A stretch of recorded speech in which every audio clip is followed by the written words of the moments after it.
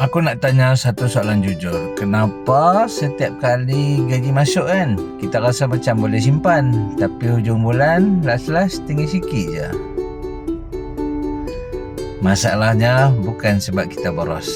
Masalahnya kita selalu simpan yang baki-baki. Kita belanja dulu, baru simpan apa yang tinggal.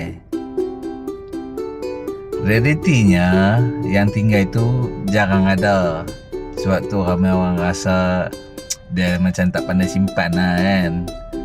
Padahal bukan tak pandai, cuma tak ada sistem. Seorang yang kewangan dia stabil ni, dia tak simpan baki. Dia asingkan simpanan dulu siap-siap, baru belanja.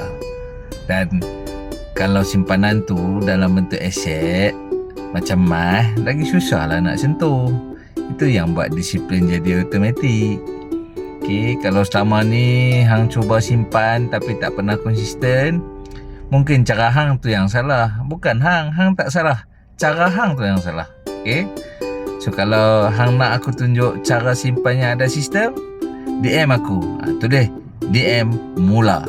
Okay, Assalamualaikum.